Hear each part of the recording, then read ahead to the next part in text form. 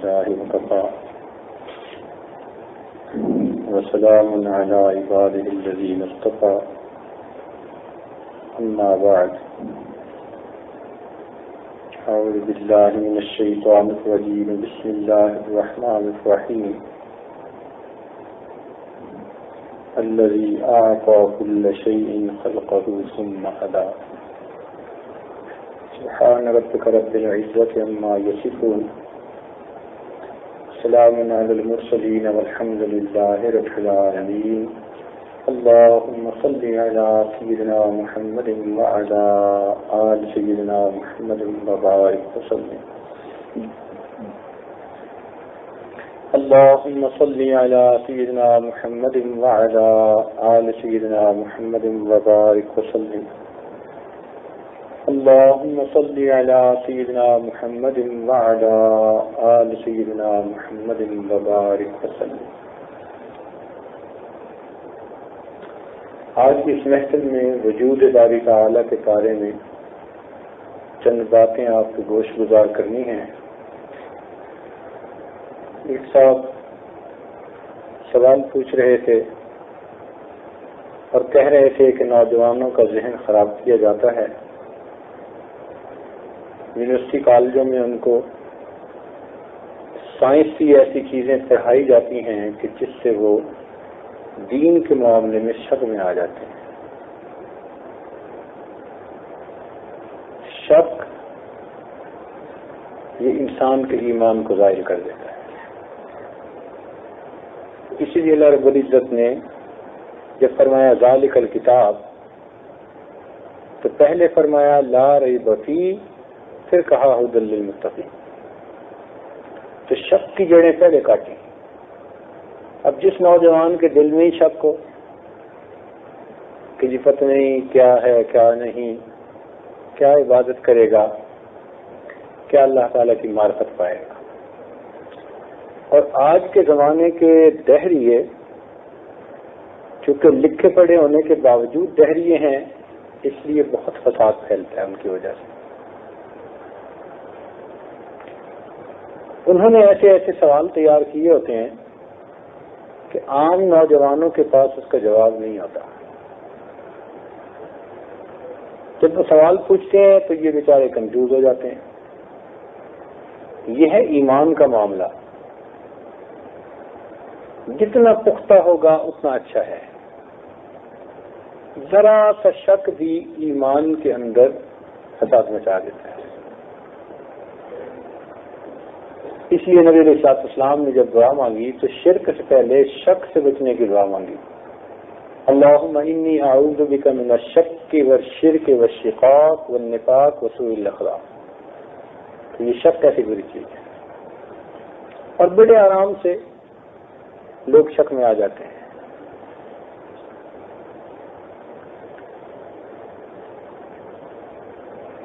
پہلے زمانے میں جب لوگ دہریت کے سوال پوچھتے تھے تو ان کے جواب اس دور کے زمانے کے مطابق تھے.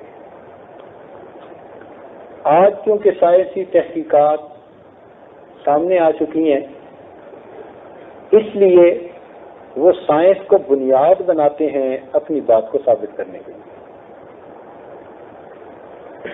تو آپ ایک نقطہ ذہن میں رکھ لیجئے کہ جب بھی کوئی بندہ آپ سے اللہ رب العزت کے وجود کے بارے میں بات کرے، سب سے پہلی بات آپ اس سے یہ پوچھیں کہ یہ کائنات کیسے بنی. یہ کوشچن آپ کریں. ڈرنے کی ضرورت نہیں، گھبرانے کی ضرورت نہیں. یہ کوشچن آپ اس سے پوچھیں کہ یہ کائنات کیسے بنی. جیسے ہی آپ یہ سوال پوچھیں گے تو فوراً آپ کو جواب ملے گا کہ مادہ تھا، اچانک ایک دھماکہ ہوا جس کو یہ سائنس کی زبان میں بگ بینگ تھیوری کہتے ہیں. اچانک دھماکہ ہوا اور پھر آہستہ آہستہ یہ سب کائنات وجود میں آ گئی. جب وہ یہ بات کرے تو آپ اس کو شروع سے پکڑیں کہ یہ کیوں مفروضہ پیش کر رہے ہو کہ مادہ تھا، یہ کیوں مانتے ہو. اس کے پاس اس کا کوئی جواب نہیں ہوگا. اگر آپ نے یہ بات مان لی کہ دھماکہ ہوا تو اس کے بعد اس کے پاس سائنسی پروف ایسے ہوں گے کہ وہ آپ کو ہلنے نہیں دے گا. اس لیے ان کو پہلے قدم پہ پکڑیں. جیسے ہی کہنا کہ مادہ تھا تو پوچھیں کیوں فرض کر رہے ہیں کہ مادہ تھا. ہم اگر کہہ دیں کہ شروع سے ہی اللہ تعالیٰ تھے اور انہوں نے مخلوق کو پیدا فرمایا تو ہمارے اوپر اعتراض کہ جی اللہ کو کیوں مانتے ہیں, اور خود بات شروع کرتے ہیں تو مادے سے شروع کرتے ہیں. تمہارا مادہ اندھا بھی بہرا بھی, ہمارا خدا سننے والا دیکھنے والا زندگی والا. تو فرق دونوں میں کتنا زیادہ ہے. تو پہلا سوال جب بھی ہو یہ پوچھیں کہ کائنات کیسے پیدا ہوئی, وہ شروع اسی سے کرے گا کہ میٹر یعنی مادہ موجود تھا, اور اسی پوائنٹ پہ اس کو پکڑ لیں کہ کیوں یہ کہہ رہے ہو کہ مادہ موجود تھا. یہ ان کا سب سے کمزور پوائنٹ ہے. اگر آپ نے اس پوائنٹ کو نہ پکڑا اور اس نے بگ بینگ تھیوری پیش کر دی, پھر وہ سائنسی وضاحتیں پیش کرتا پھرے گا, پھر آپ پریشان ہو جائیں گے. تو اس لیے پہلے قدم پر اس سے یہ پوچھیں کہ یہ کائنات کیسے بنی, اور اسی نقطے پہ اس کو پکڑ لیں تو اس کے پاس آگے کرنے کے لیے کوئی بات ہی نہیں ہوگی. یہ لوگ عام طور پر ایک کوشچن کرتے ہیں, جیسے میں نے آپ کو بتایا نا کہ آپ اس سے کوشچن کریں, انہوں نے بھی کوشچن بنائے ہوئے ہوتے ہیں.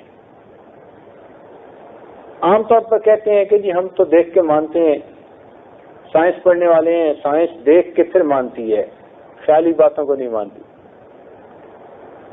تو اگر خدا ہے تو ہمیں دکھا دو کہ کہاں ہے. جب یہ کوشچن کرے کہ دکھا دو کہ خدا کہاں ہے, اس کی شکل کیسی, اس کا رنگ کیسا, ہم تو دیکھ کر مانیں گے, تو آپ اس کے جواب میں اس کو ہمیشہ ایک بات کہیے کہ انسان زندہ ہے یا نہیں. وہ کہے گا زندہ ہے. یہ زندہ روح کی وجہ سے ہے یا نہیں. وہ کہے گا ہاں روح کی وجہ سے. تو آپ اس سے یہ کہیں کہ ہمیں روح دکھا دو کہ وہ کہاں ہے. بڑا سادہ سا سوال اور بڑا سادہ سا جواب اس کا. اس کو کہو کہ ایک زندہ آدمی لیٹا پڑا ہو, ایک مردہ لیٹا پڑا ہو, تو ظاہر میں تو کوئی فرق نہیں نظر آتا. جو چیز نکل گئی اس کا رنگ بھی نظر نہیں آتا, پکڑ بھی نہیں سکتے. تو وہ روح کو مانتے ہیں اور بن دیکھے مانتے ہیں. تو اگر روح انسان کے جسم کے قیام کا سبب ہے, اللہ رب العزت کی ذات اس ساری کائنات کے قیام کا سبب ہے. وہ بن دیکھے روح کو مانتے ہیں, ہم بن دیکھے خدا کو مانتے ہیں.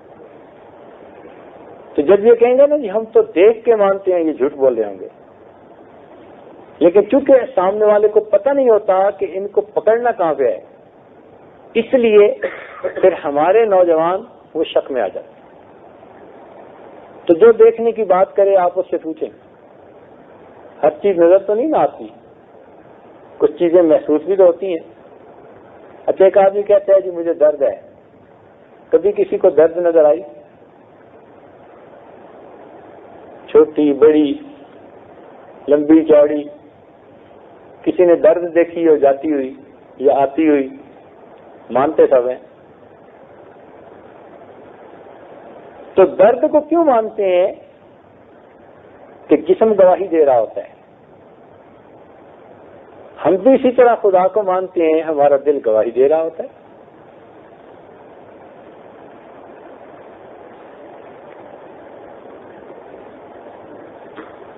درد نظر نہیں آتی مگر موجود ہوتی ہے.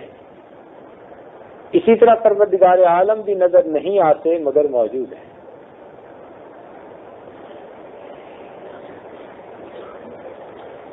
ایک سوال جس کا جواب کبھی بھی نہیں دے سکتے, وہ یہ ان سے پوچھیں کہ جو بچہ ماں کے پیٹ سے پیدا ہوتا ہے, جانور کا, پرندوں کا, انڈوں سے پیدا ہوتا ہے, اس کو انڈے میں اور ماں کے پیٹ میں فطری ہدایت کون دیتا ہے؟ فطری ہدایت کا کیا مطلب کہ ہر چیز کو زندگی گزارنے کا اللہ نے طریقہ بتا دیا. مثال سن لیجئے، 2 انڈے ہیں، ایک بطخ کا اور ایک مرغی کا. دونوں انڈوں کو آپ بطخ کے نیچے رکھ دیں تو چند دنوں کے بعد ان میں سے بچے نکل آئیں گے. بطخ کے بچے کو اٹھا کر پانی میں پھینکیں تو وہ تیرنے لگ جائے گا، اور مرغی کے بچے کو اٹھا کر پھینکیں تو وہ ڈوب جائے گا. کیوں؟ مرغی خشکی کا پرندہ ہے اور بطخ پانی کا. جو جہاں زندگی گزارنے والا تھا اس کو اللہ نے فطری ہدایت دے دی. تو یہ فرق کیوں ہے؟ دیکھنے میں تو انڈے ایک جیسے تھے. اللہ تعالیٰ ارشاد فرماتے ہیں الذی اعطى كل شیء خلقه ثم هدى، وہ پروردگار جس نے ہر چیز کو وجود بخشا اور پھر اسے ہدایت عطا فرمائی. مکڑی کا بچہ جیسے ہی پیدا ہوتا ہے، پیدا ہونے کے تھوڑی دیر بعد جالا بننا شروع کر دیتا ہے. اب انسان عقل استعمال کر کے سوچے کہ اس بچے کو ماں کے پیٹ میں جالا بننا کس نے سکھایا؟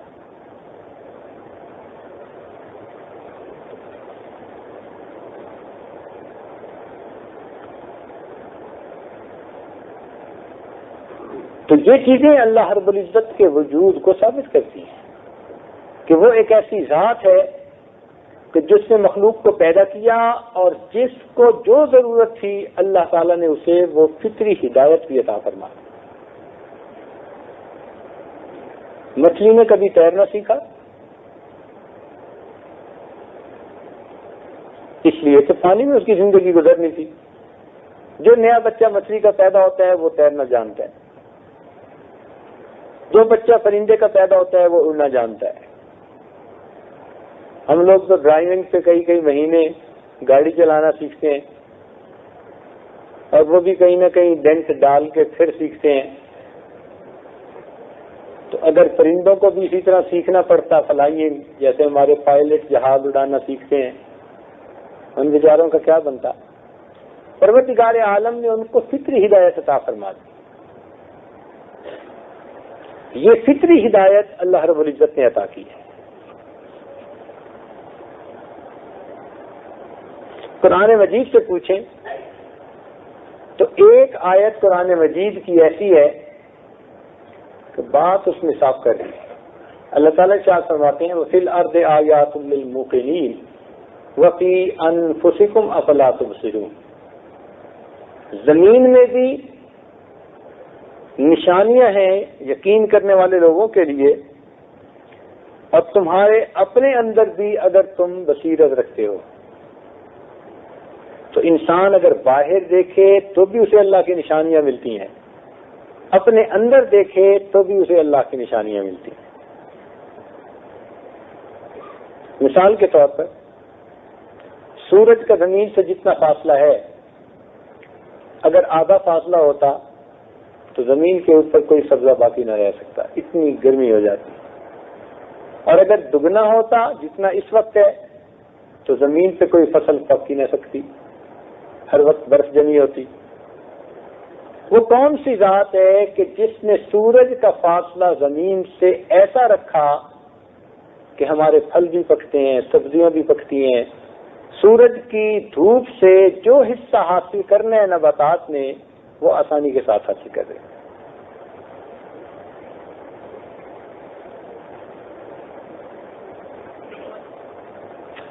زمین اپنے محور کے گرد گھومتی ہے 1000 میل فی گھنٹہ کے حساب سے.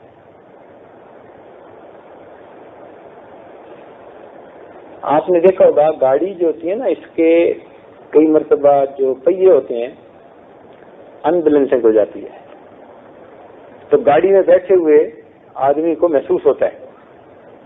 تو وہ کہتے ہیں کہ بھئی آپ اپنے پہیے کو چیک کروائیں، تو ویل بیلنسنگ کرواتے ہیں. جو گاڑی بھاگی 100 میل کے فاصلے سے، اس میں چند گراموں کے وزن کا فرق آ جائے تو اتنا ہلتی ہے، اور زمین تو بھاگ رہی ہے 1000 میل فی گھنٹہ کے حساب سے. اس کی بیلنسنگ کتنی پرفیکٹ ہوئی ہوگی؟ کوئی اندازہ لگا سکتا ہے؟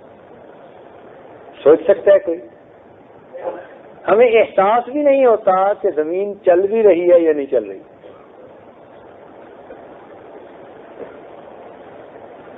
تو کس ذات نے اس زمین کو اتنا پرفیکٹ بیلنس کیا؟ وہ اللہ رب العزت کی ذات ہے.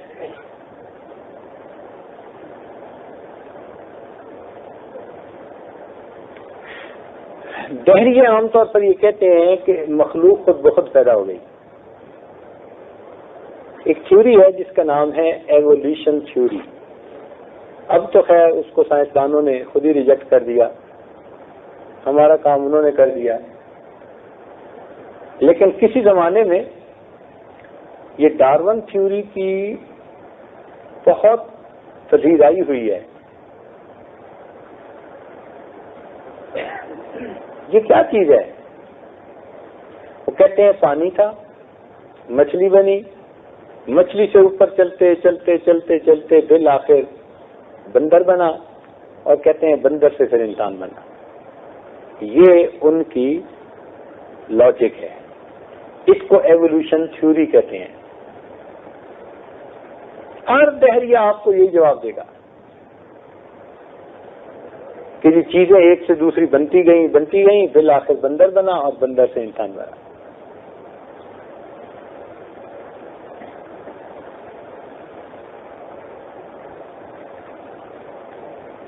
لیکن اس میں دو باتیں بڑی اہم ہیں. پہلی بات تو یہ کہ یہ کہتے ہیں کہ ایک سٹیج سے دوسری سٹیج کا جو جاندار بنا تو ہزاروں سال لگے، پھر ہزاروں سال کے بعد اگلا جانور بنا، پھر ہزاروں سال کے بعد اگلا جانور بنا. ہزاروں سال کی بات کرتے ہیں. لیکن جب بندر سے انسان بنا تو کہتے ہیں کہ وہ بس تھوڑے سے وقت میں بن گیا. تو ان سے ایک کوشچن پوچھنا ضروری ہوتا ہے کہ انسان کے جسم کے باقی اعضاء کا بننا تو آسان ہے، دماغ کا بننا سب سے مشکل ہے.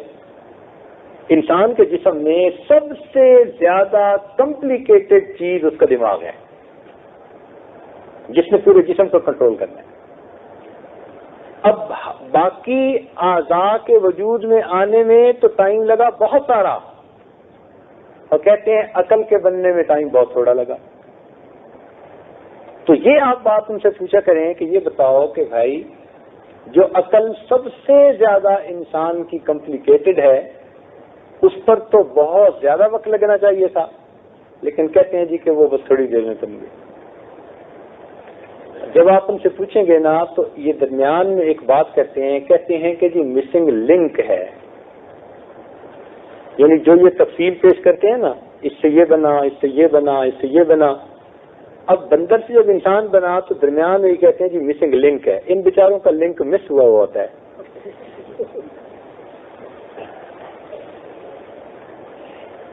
خود اپنی زبان سے مانتے ہیں تو مسنگ لنک سے ان کو پکڑیں آپ.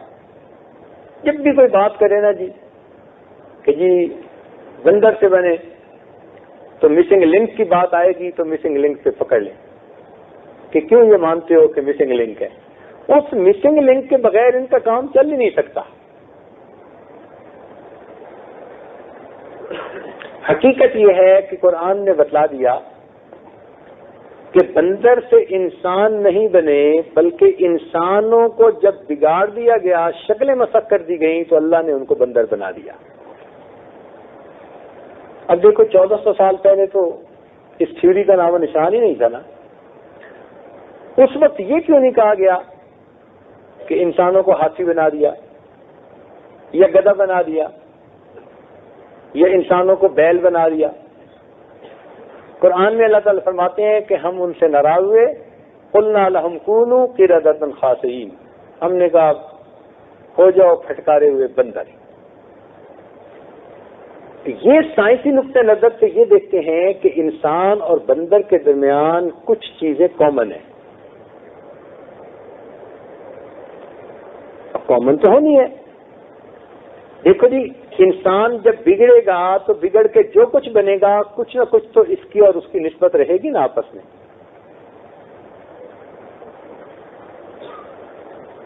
تو قرآن مجید نے تو پہلے بتا دیا کہ بندر انسان نہیں بنا، بلکہ اللہ نے نافرمان انسانوں کو بندر بنا دیا.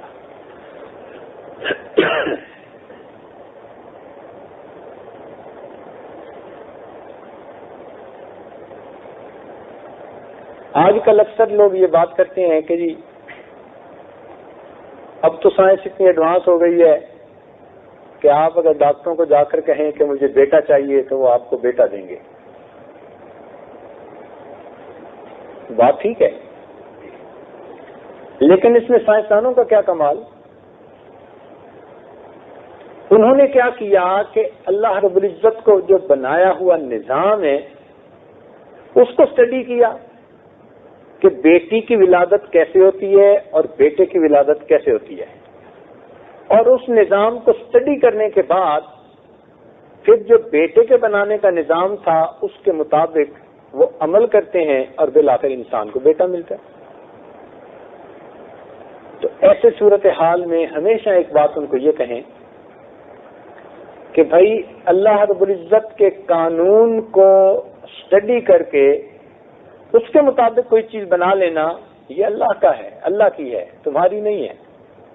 ہم تو تب مانیں گے جب ان قوانین کو ایک طرف رکھ کے اپنے قانون بناؤ اور اس کے مطابق کوئی چیز بنا کر دکھاؤ. بات سمجھ رہے ہیں نا؟ اگر قانون خداوندی ہی کو استعمال کرنا ہے تو تمہارا کیا کمال ہے. ہم تو تب مانیں گے کہ اگر ان قوانین کو ایک طرف کر دیں، اپنا کوئی قانون بنائیں اور اس کے مطابق پھر بچہ بنا کے دکھائیں.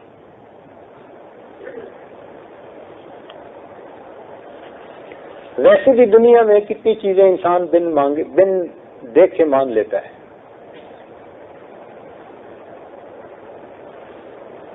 کچھ لوگ چاند پہ ہو کر آئے، دنیا مان ہی لیتی ہے نا کہ چاند سے ہو کے آئے ہیں، خود صاحب تو ہم نہیں گئے تھے.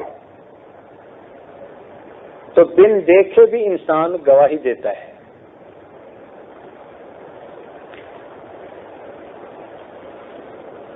مجھے ایک شہر میں جانا پڑا تو وہاں ایک وکیل صاحب تھے، بحریے تھے. اس کے والد اس کو لے آئے. خیر کچھ دیر بات چیت ہوتی رہی. وہ کہنے لگا جی میں تو بن دیکھے کوئی چیز نہیں مانتا، ہمیشہ دیکھ کے مانتا ہوں. اس کو سمجھانے کی کوشش کی مگر وہ سمجھنے کے لیے تیار نہیں تھا. تو جب میں نے دیکھا نا کہ یہ سمجھنے کے لیے تیار نہیں تو میں سمجھ گیا کہ یہ ٹیڑھی انگلی سے کھیر نکلے گی. میں نے کہا پکی بات ہے کہ بن دیکھے کسی چیز کو نہیں مانتے؟ کہتے نہیں جی میں نہیں مانتا. میں نے اسے خود پکا کر لیا. پکا کرنے کے بعد میں نے کہا کہ یہ آپ کے ساتھ کون بیٹھے ہیں؟ کہتے ہیں جی میرے والد گرامی ہیں. میں نے کہا یہ بتاؤ اس کو جو والد سمجھتے ہو تو دیکھ کے مانا ہے یا بن دیکھ کے مانا ہے؟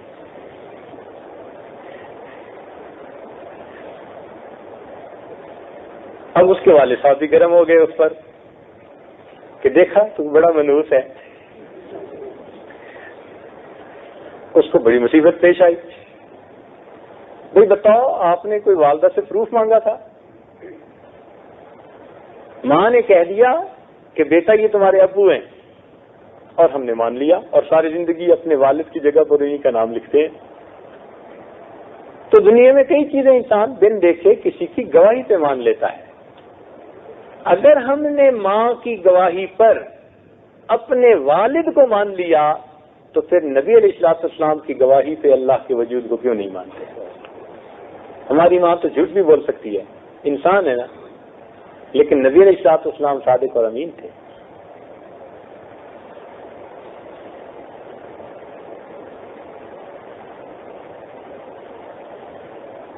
اسلام وہ دین ہے جو انسان کو آنکھیں کھول کر ادھر ادھر عبرت کی نظر ڈالنے کا حکم دیتا ہے.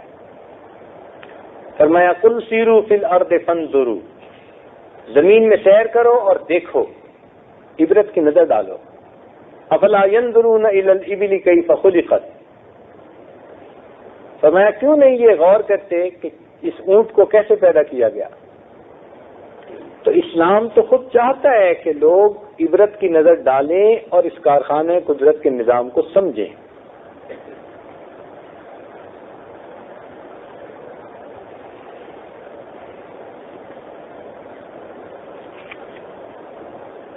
تو اللہ رب العزت کے وجود کی ایک دو دلیلیں آپ کو دے دیں کہ جو کہتے ہیں کہ جی یہ خود بخود پیدا ہوا، تو خود بخود کا قانون تو ایک جیسا ہونا چاہیے. جو چیز خود بخود بنتی ہے تو پھر اس کا تو قانون ایک جیسا ہونا چاہیے. اگر انسان خود بخود بنا تو اس کا مطلب ہے اس کے جسم پہ جہاں بھی بال ہیں ان بالوں کے بڑھنے کی رفتار ایک جیسی ہونی چاہیے، خود بخود جو بنا. لیکن داڑھی کے بال اور رفتار سے بڑھتے ہیں، سر کے بال اور رفتار سے بڑھتے ہیں، پلکوں کے بال اور رفتار سے، انسان کی بھووں کے بال اور رفتار سے، بازوؤں کے اوپر بال اور رفتار سے. اب یہ بتائیں کہ انسان کے جسم میں بال ہیں، ہر بال کی نشو و نما کو جو مختلف تناسب اللہ نے دیا، یہ اللہ کے سوا کون اور کر سکتا ہے؟ ورنہ تو ایک قانون ہوتا کہ ایک رفتار سے بال بڑھتے، تو اگر پلکیں بھی سر کے بالوں کی طرح بڑھتی تو کتنی خوبصورت ہوتی، اور بھویں بھی بالوں کے سر کے بالوں کے حساب سے بڑھتی تو ماشاء اللہ اچھا بھلا بھوت نظر آتا ہے انسان. اور بازوؤں کے بال بھی سر کے حساب سے بڑھتے جیسے سر کے بال بڑھتے ہیں. ہر جگہ کے بالوں کو بڑھنے کے لیے مختلف رفتار دینا، یہ اس کا مطلب ہے کوئی پیچھے ذات ہے جو اس کو گورن کر رہی ہے. اور بال بڑھتے ایسے ہیں کہ انسان خوبصورت نظر آتا ہے. اچھا اگر ہڈیاں ایک جیسی بڑھتی سارے جسم کی، تو سپوز بچے کی ٹانگ شروع میں ہوتی ہے 1 فٹ، جوان ہو جاتا ہے تو پھر یہ کئی فٹ بڑی ہو جاتی ہے. اگر ہر چیز اسی رفتار سے بڑھتی تو شروع میں جتنے کان تھے ان کو 6 گنا بڑا ہونا چاہیے تھا، تو 6 گنا کان ماشاءاللہ اتنے بڑے ہوتے. ٹانگ کی رفتار بڑھنے کی یہ تھی کہ وہ کئی فٹ لمبی ہو گئی، ہڈی تھی کئی فٹ لمبی ہو گئی. اگر دانت بھی اسی رفتار سے بڑھتے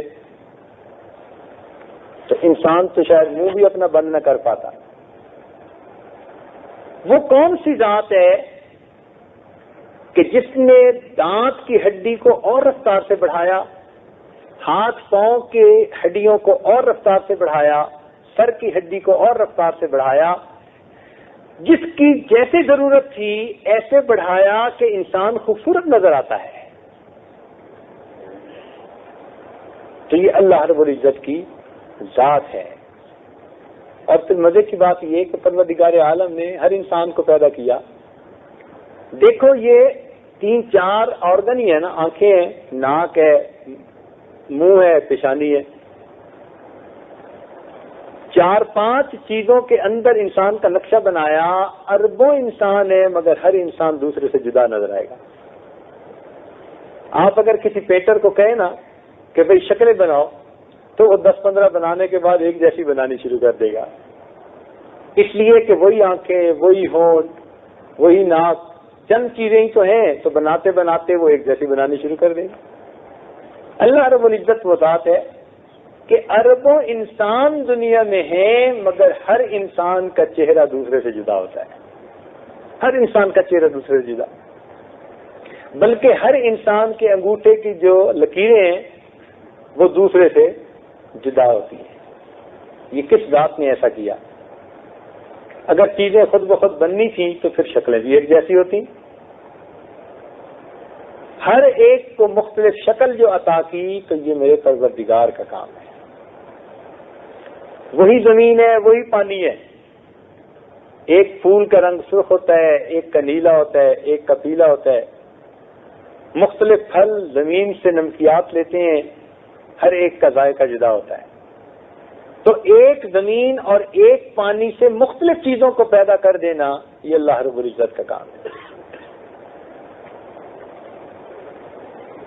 اللہ رب العزت کا یہ کام ہے. امام احمد بن حنبل رحمۃ اللہ علیہ کسی نے پوچھا کہ آپ اللہ تعالیٰ کے وجود کو کیوں مانتے ہیں؟ انہوں نے کہا کہ دیکھو، شہتوت کا پتا تھا، اس کو بکری نے کھایا تو دودھ بنا، ہرن نے کھایا تو اس میں ناپا مشک بنا، ریشم کے کیڑے نے کھایا تو ریشم بنا.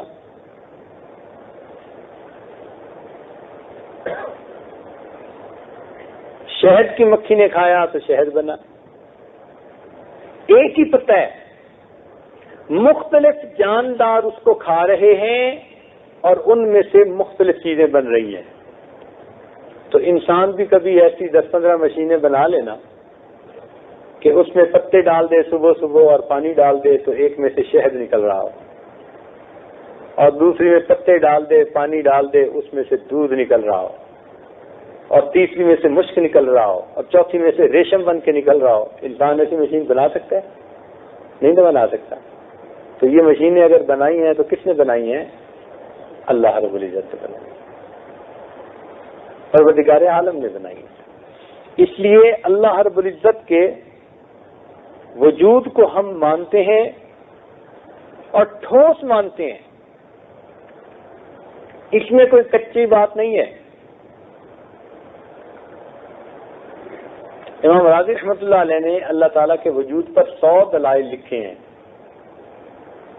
ایک مرتبہ جا رہے تھے تو شیطان مل گیا. تو شیطان نے کہا جی سناؤ کیا کام کیا؟ کہنے لگے اللہ تعالیٰ کے وجود پر 100 دلائل جمع کیے ہیں.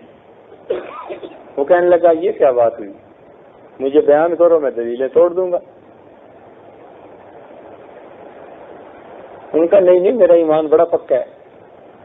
کہنے لگے مناظرہ کرنا ہے کہ کر لو. اس نے کہا دیکھو، آپ کا ایمان کچا اور یہ جو دیہاتی ہے نا اس کا ایمان زیادہ پکا ہے. وہ کہنے لگے یہ کیسے ہو سکتا ہے؟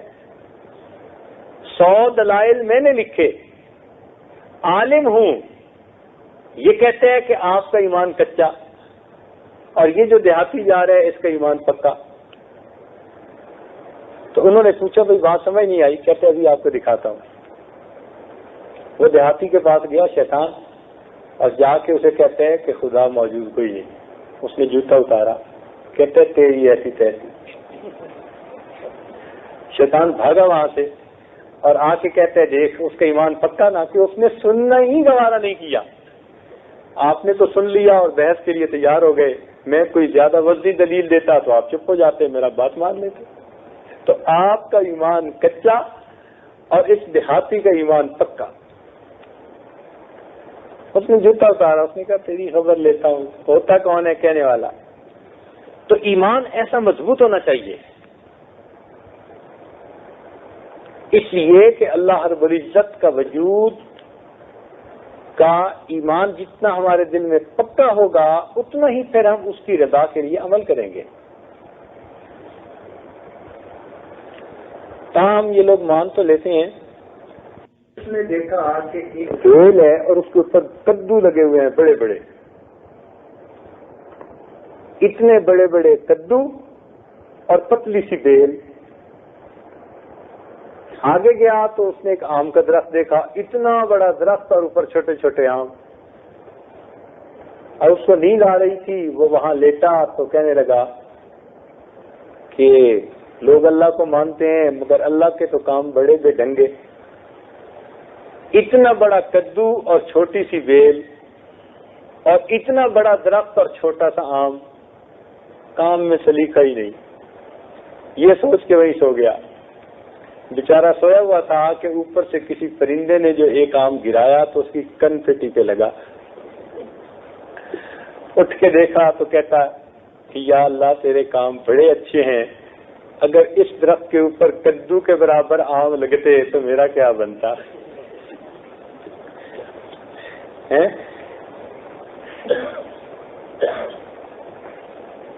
تو جب ٹھوکر پڑتی ہے سمجھ ان کو بھی بات آ جاتی ہے.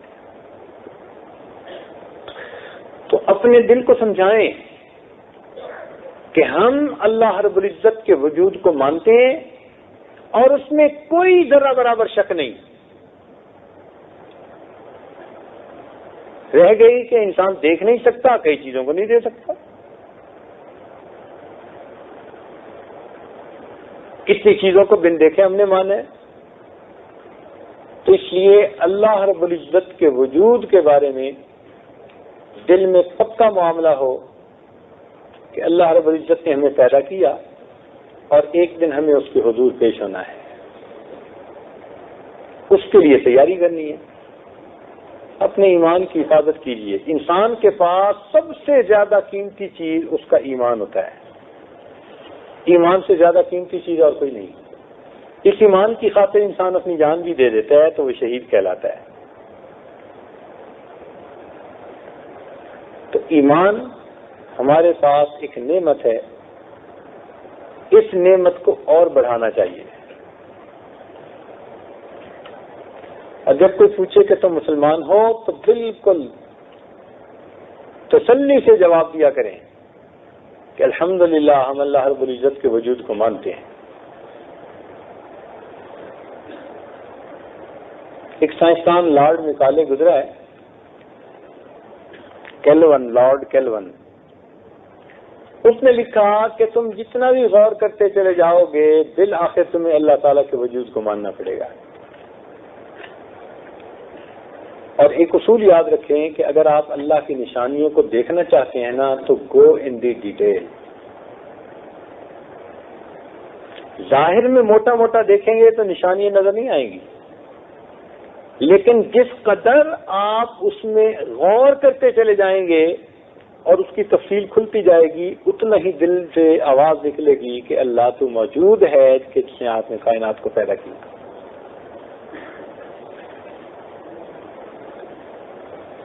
چونکہ ہم نے اب مختلف اعمال اور عنوان کے اوپر آپ کو کچھ باتیں سمجھانی ہیں، اور یہ توحید، یہ اللہ رب العزت کے وجود کا معاملہ اتنا بنیادی ہوتا ہے کہ کچھ لوگوں کے ذہنوں میں اس قسم کے سوالات ہوتے ہیں. تو ایک دل میں بات آئی کہ اس کو بھی ذرا صاف کر دیا جائے تاکہ اگلی باتیں سمجھنی آپ کے لیے آسان ہو جائیں.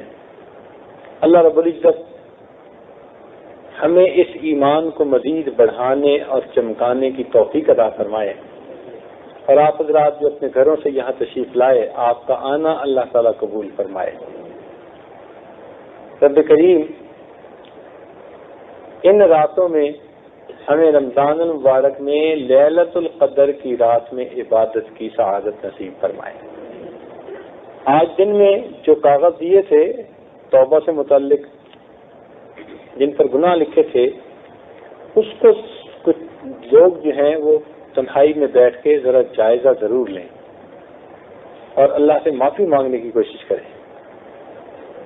سچی توبہ آپ کر لیں گے تو آپ کی برکت سے اللہ دوسروں کی بھی دعاؤں کو قبول کر لیں گے. تو وہ بات بہت اہم ہے. اللہ تعالی ہمیں صحیح معنوں میں فائدہ اٹھانے کی توفیق نصیب فرمائے. آخر دعوانا ان الحمدللہ رب العالمین. تھوڑی دیر کے لیے ذکر قلبی کر لیجئے، آنکھوں کو بند کر لیجئے، سر کو جھکا لیجئے. دنیا جو کچھ دنیا میں ہے اس سے ہٹ کٹ کے اللہ تعالیٰ کی یاد میں ڈوب جائیے. انسان جب اپنے اندر جھانکتا ہے اسے اپنی اصل تصویر نظر آتی ہے. اپنے من کے دریچے کو کھولیے، اپنی اصل تصویر کو دیکھیے. لا الہ الا اللہ محمد رسول اللہ. دعا کر لیجیے. سبحان ربی العلی الوہاب. اللہم صلی علی سیدنا محمد وعلی آل سیدنا محمد وبارک وسلم. اے مالک، ہمارے عاجز مسکین بندے ہیں، ہماری توبہ کو قبول فرما. اے اللہ ہمیں آئندہ گناہوں کی ذلت سے محفوظ فرما، ہمیں طاعات کی عزت نصیب فرما. رب کریم ہماری دنیا اور آخرت کے معاملات کو اچھا فرما، اپنی مدد شامل حال فرما. آنے والی نسلوں کے ایمان کی حفاظت فرما، ہماری ضروریات کو پورا فرما، در در کے دھکے کھانے سے محفوظ فرما۔ اے اللہ ہماری ان دعاؤں کو اپنی رحمت سے قبول فرما۔ رب کریم دوست احباب نے جن دعاؤں کے لیے کہا ہوا ہے، اے اللہ ان کی نیک حاجات کو پورا فرما۔ اے اللہ ان کے آنے والے وقت کو گزرے وقت سے بہتر فرما، آنے والی زندگی کو گزری زندگی پر کفارہ بنا۔ اے مولا ہماری ان دعاؤں کو اپنی رحمت سے قبول فرما۔ اے اللہ جو نوجوان امیدیں لے کے دل میں آئے ہیں، اے اللہ ان نوجوانوں کے باطن کی اصلاح فرما۔ اے مالک جو رکاوٹیں ہیں مختلف کاموں کی، ان رکاوٹوں کو دور فرما، الجھے ہوئے کاموں کو اپنی رحمت سے سلجھا۔ اے اللہ ہماری ان دعاؤں کو قبول فرما۔ ربنا تقبل منا انك انت السميع العليم وتب علينا انك انت التواب الرحيم صلى الله تعالى على حبيبه سيدنا محمد وآله واصحابه اجمعين۔